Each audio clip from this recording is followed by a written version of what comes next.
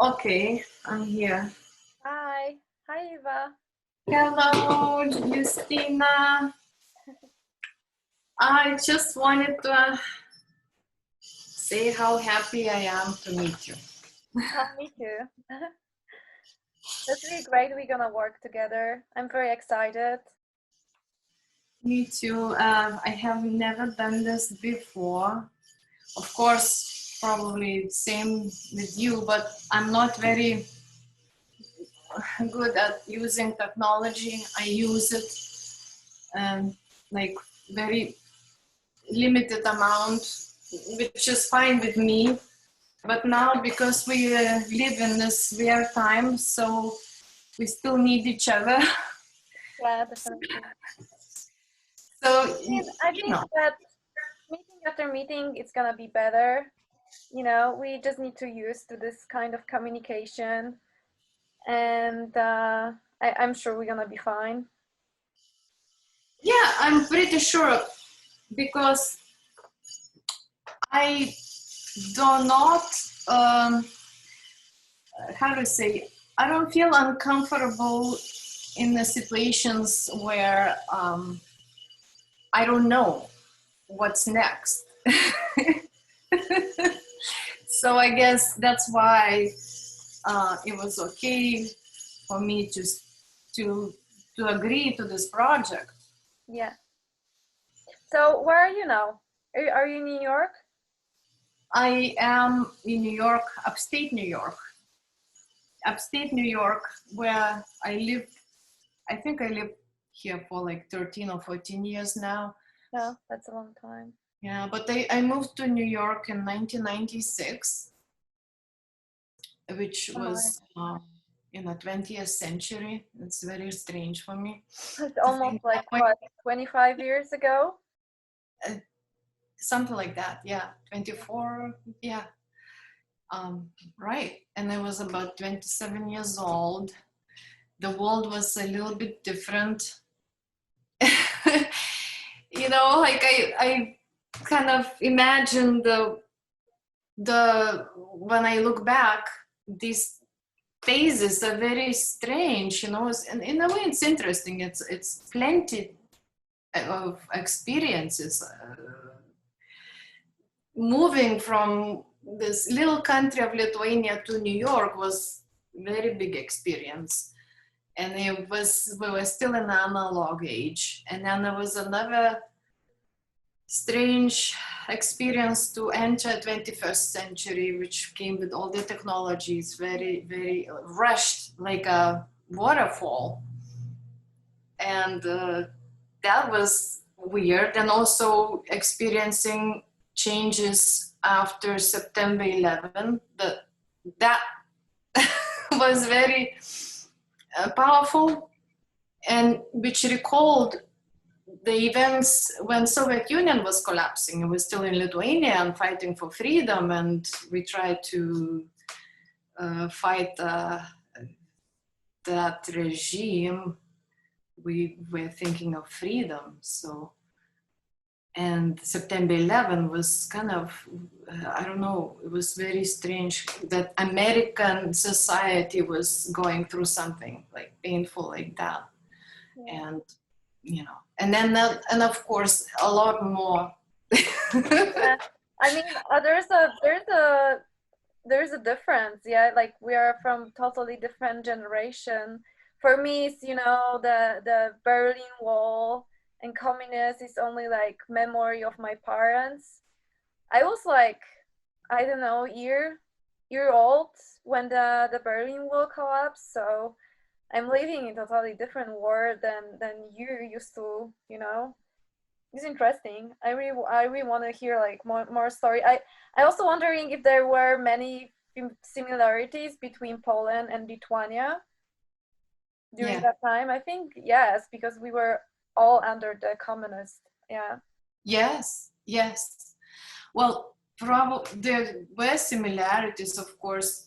I cannot really see, my memory is not very good at facts and dates. I'm like very it's like philosophical mix in my head usually, so I'm not very exact with that.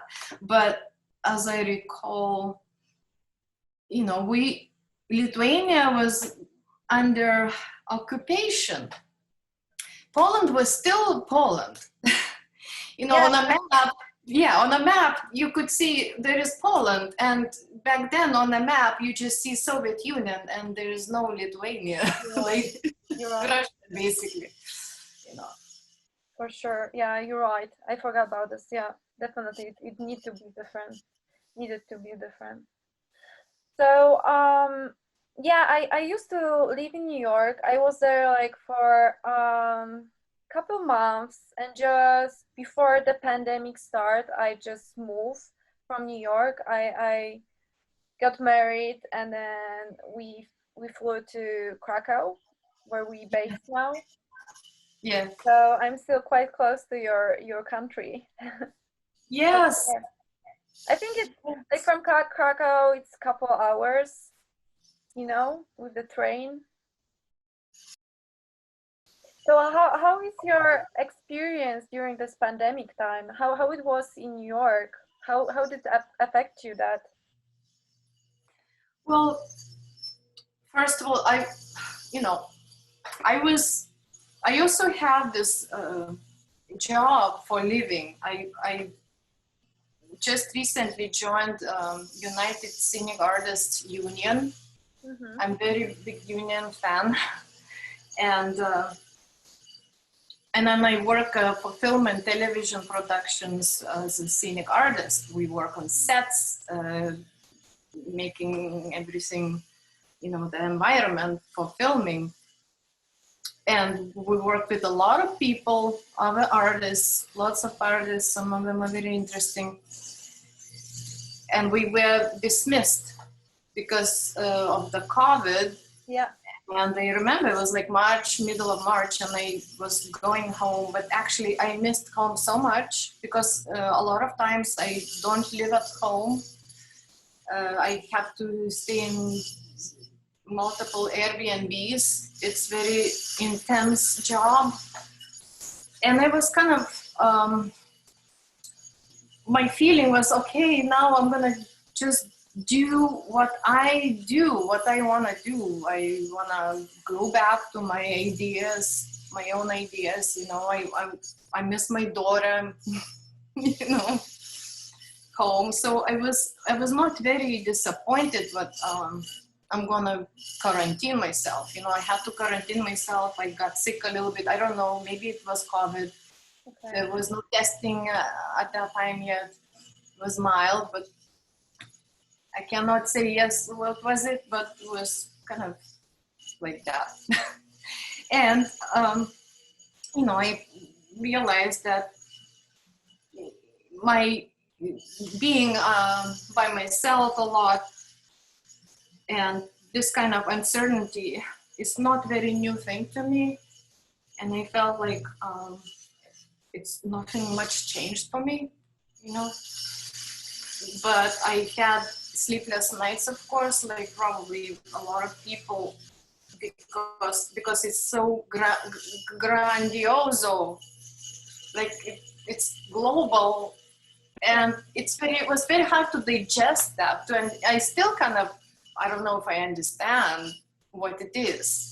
Yeah. So we try, analyze what is it? Is it real? Is it not real? Conspiracy theories and whatnot, like, yeah. And then the depths. There's just people dying in New York. Was very intense. I'm upstate New York, and I was saying, oh, thank you so much to the universe, but I'm not in a city, because I felt so bad for those who lived in a city and small apartments, and they really felt probably claustrophobic and not good. Yeah. I also feel very lucky because we had this apartment in very busy place, like on the crossroad of Myrtle Avenue and Broadway.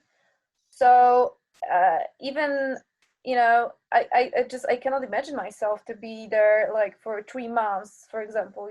I would be so scared.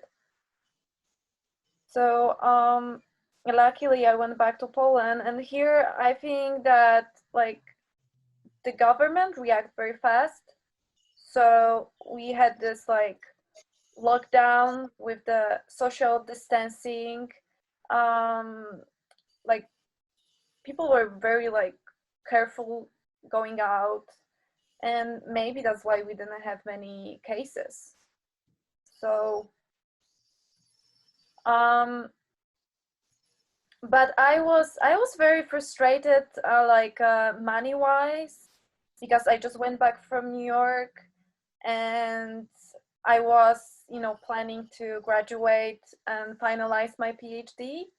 I had the exhibition, I plan to have the exhibition and final exam on April, but everything was canceled, like, and it's not only my story, but story of many of my friends. So we lost any possibility to earn money. So it was like first time from many years I felt like it's really bad. I don't know what I'm gonna do in the next month. Yeah, so it was really stressful for me.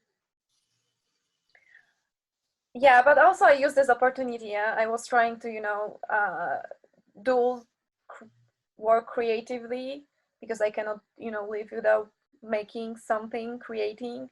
So I decided to focus more on this like softwares I can learn, like for 3D modeling or like gaming environments. And was also the thing that keep me like having a purpose, to do something. So yeah, I'm happy we are fine. We're gonna see what it's gonna be in the future, but yeah, it was. I know. I know the this future. Uh, well, I think that future. There is no such thing as future because it's always now. It's always now. Yeah. And then I actually, during this pandemic, I used this time. Of course, I didn't allow myself to just let go and then don't count my days anymore. Of course, sometimes I get confused. Sometimes there is a feeling that you kind of in a cloud, that, but nature really grounds me, helps me, because Yeah. all these nature walks, connected to nature. I mean, so many positive sides of this. And then it's all in that shadow of like, okay, people are dying, people are suffering, all this suffering. And at the same time, I like, okay, I'm okay. Yeah, I'm okay.